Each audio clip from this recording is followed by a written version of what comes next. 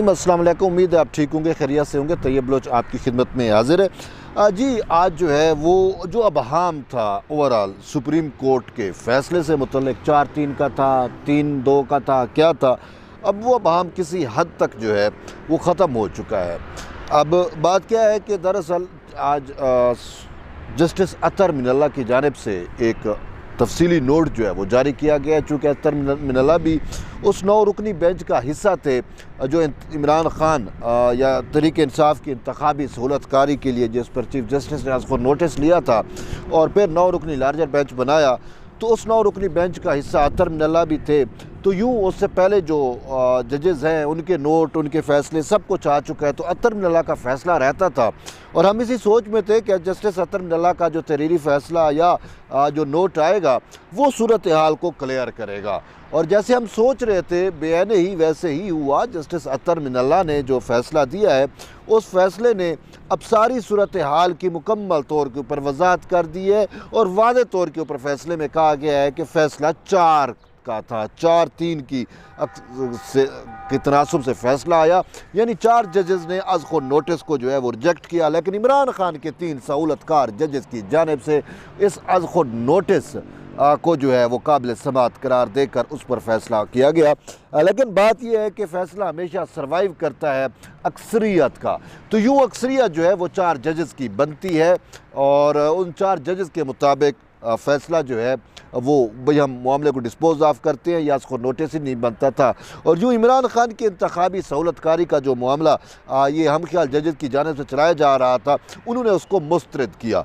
लेकिन फिर क्या होता है कि चे जाया कि अक्सरियत के फ़ैसले का अक़लियत एहतराम करती, लेकिन अक़लियत ने यानी chief justice Umar Ata Bandial, justice Munib Akhtar और जस्टिस जाजुल एहसन ने जो कहा कि जो करना है हमारा कर लो, हमें ना ही सुप्रीम कोर्ट से गर्ज़ है, ना ही हमें आइन से गर्ज़ है, ना ही हमें कानून से गर्ज़ है, ना ही हमें सुप्रीम कोर्ट के रिवायात से गर्ज़ है, ना ही हमें उस अक्सरियती फ़ैसले से गर्ज़ है। हमने करना वो है जो हमारे जज्बात कहते हैं, जो हमें टास्क दिया गया है। और फिर उन्होंने किया भी वही।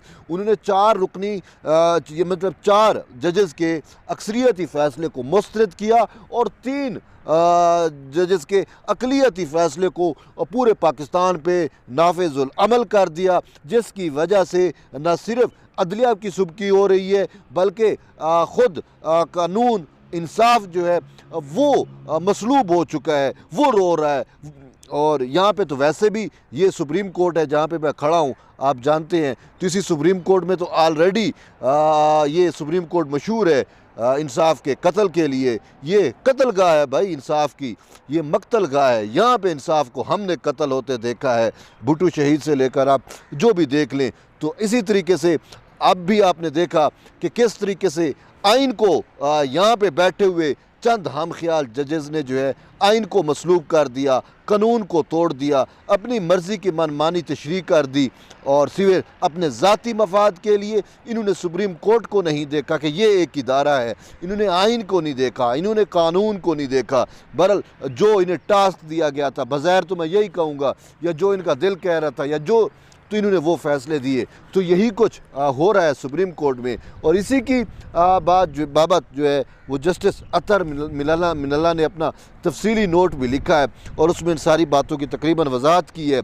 अपने फ़ैसले में या अपने इजाफी नोट में जो है वो वाज़ेह तौर के ऊपर लिखा है कि चीफ जस्टिस उमर अता बंदियाल ने जो कुछ किया अफसोस है, उनको ऐसा नहीं करना चाहिए। वो अपनी ज़िम्मेदारियां पूरी करने भी नाकाम रहे। उनने कहा कि अदलिया के वक़ार को बहाल करने में भी वो नाकाम रहे और आइन को मुकद्दम जानने में भी वो नाकाम रहे।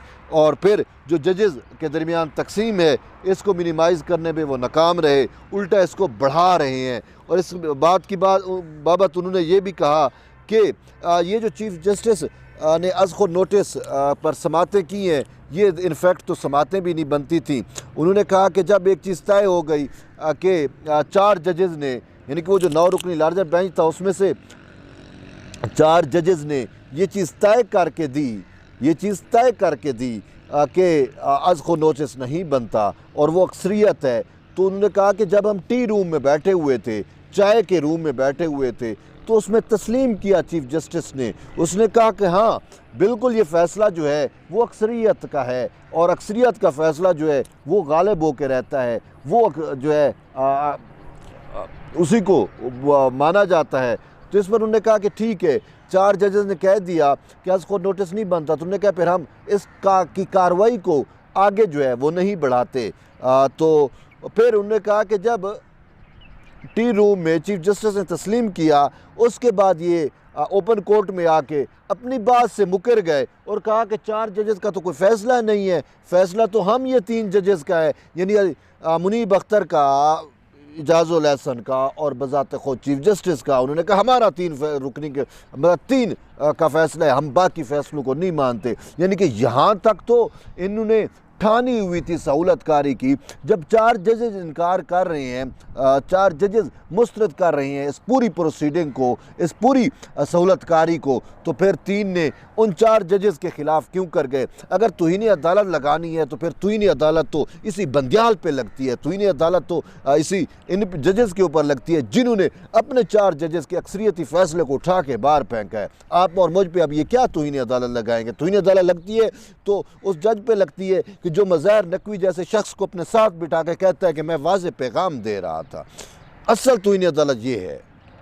बहरहाल अभी होता क्या है कि जस्टिस अतर मिनल्ला ने कहा कि फ़ैसला जो है वो 4 का ही फ़ैसला है, 3 का कोई फ़ैसला नहीं है। लेकिन इसके बावजूद हम देखते हैं कि चीफ जस्टिस डटे हुए थे, इन्होंने इलेक्शन कमीशन को भी अहकामात दे दिए और फिर जिस चीज़ के इसको इख्तियार नहीं है, इंतखाब का शेड्यूल देने का इख्तियार नहीं है, वो भी चीफ जस्टिस उमर अता बंदियाल ने शेड्यूल जारी कर दिया। अब बात वाज़ेह हो चुकी है कि पाकिस्तान के अंदर और ख़ासकर पंजाब के इंतखाबात का मामला जो है वो मुकम्मल तौर पर मुतनाज़ा हो चुका है और उस मुतनाज़ को उस इंतखाबात को मुतनाज़ करने में सुप्रीम कोर्ट के इन 3 हम ख्याल जजेस का जो है बहुत बड़ा हाथ है कि इन्होंने इमरान खान की बेजा सहूलतकारी के लिए अपने आइन को अपने पाँव तले रौंद डाला, कानून को अपने पाँव तले रौंद डाला, अपने हलफ की खिलाफ वर्जी की और फिर अपने जजेस के खिलाफ जाकर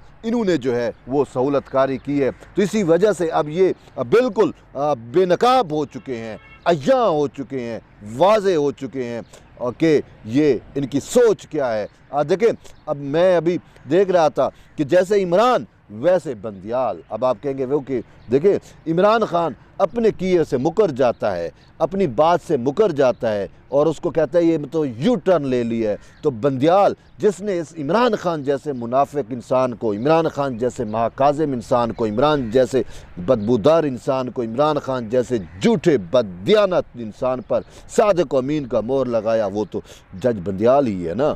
तो ये चीफ बंदियाल जो है ये भी इमरान खान से कम नहीं है। आप कहेंगे वो कैसे? देखें, मुकरने में तो हमें पता है कि इमरान मुकरता है ना, ये सियासतदान तो नहीं है, ये तो जज हैं, लेकिन मुकरने में तो इन्होंने भी कोई कसर नहीं छोड़ी, ये भी मुकर जाता है। अब कैसे कि टी रूम में बैठ के जजेस में कि ये मान रहा है और कह रहा है कि मैं यही जाके अनाउंस करूँगा कि फ़ैसला अक्सरियत का है, फ़ैसला 4 का है। तो लेकिन जब ओपन कोर्ट में आता है तो वो बात जो जजेस को कह के आया है ये उससे मुकर जाता है और कहता है फ़ैसला 3 का है। और फिर सिर्फ ये नहीं है, वैसे मैं आपको बताऊं, बंदियाल साहब जब कोर्ट में बैठते हैं और ख़ासकर जब अनाउंस्ड जजमेंट सुनाने लगती है तो ये सबसे पहले कुरान की आयत पढ़ता है और जब ये कुरान की आयत पढ़ रहा होता है तो मैं समझ जाता हूँ कि ये फ़ैसले में डंडी मारेगा। ये वो शख्स है जो इमरान अपने लीडर इमरान खान की तरह इस्लामिक टच जो है वो देता है और उस इस्लामिक टच में जो है वो 2 नंबरी कर जाता है। कुरान की आयत पढ़ता है लेकिन वो पता चल जाता है कि इसका फ़ैसला कितने मुनाफ़क़त वाला होगा। यानी कि ये वो लोग हैं, वो अशख़ास हैं जो कुरान की आयतों के पीछे छुपने की कोशिश करते हैं, अपने मज़मूम मकासद के लिए जो है वो सामने कुरान को लेके आते हैं कि हमारे कुछ देखें कि जी हम इतने जो हैं वो ईमानदार और अक़ैद से भरपूर लोग हैं और ये, लेकिन भाई हम इंसाफ देने वाले हैं और हमें अल्लाह का कमांड, हमें कुरान के कमांड सबसे ज़्यादा मुक़द्दम है, सबसे ज़्यादा अजीज़ है। लेकिन देखते फिर हम ये हैं कि जब फ़ैसला करते हैं तो बहुत बड़ी डंडी मार जाते हैं और जिसको बहरहाल अब देख लिया ना कि बहुत बड़ी डंडी, इससे बड़ी डंडी क्या होगी कि 4 जजेस का फैसला है, ये कहता है फैसला 4 जजेस का नहीं है। अब वो बंदियाल भी कह रहा है, वो अपना जस्टिस अतर मिनल्ला ने भी कह दिया, किसने हमारे सामने तस्लीम किया लेकिन आके फिर मुकर गया। अब ऐसे शख्स को जो मुकर जाए उसका तो फिर कोई कुछ नहीं बिगाड़ सकता ना। हमारी एक मिसाल भी है कि जो दरिया के दूसरी साइड पे खड़ा होकर आपको गालियाँ दे और वो जो मुंह के ऊपर मुकर जाए, निदे के ऊपर मुकर जाए, मैं आप उसका कुछ नहीं बिगाड़ सकते। तो यही बंदियाल का, आप कुछ नहीं बिगाड़ सकते। लेकिन इसने अपने आप को जस्टिफाई करने के लिए कहा भी ठीक है, वो हमारे फैसले पे इम्प्लीमेंटेशन हो गया था, इलेक्शन कमीशन ने जो इम्प्लीमेंटेशन किया तो अब वो फैसला हमारा जो है उसी पे ही हम अमल दरामद कराएंगे। बहरहाल अब क्या ये अदलिया यार, शर्म आती है ऐसे लोगों को चीफ जस्टिस ऑफ पाकिस्तान कहते हुए, ऐसे बड़े ओहदे के ऊपर इतने घटिया सोच के लोग बैठे हैं। तो हम अब आगे क्या कह सकते हैं। बहरहाल एट द एंड यही है कि आप जुड़े रहिए तैयब बलोच के साथ। ये तो सूरत हाल मैंने आपको क्लियर कर दी कि फ़ैसला क्या था, कि 4 का फ़ैसला था और 4 ने मामले को मुस्तरद कर दिया, लेकिन 3 ने जो है ज़ोर ज़बरदस्ती से अपने इख्तियारात के ज़रिए जो है वो अक्सरियत को अक़लियत में बदलने की कोशिश की।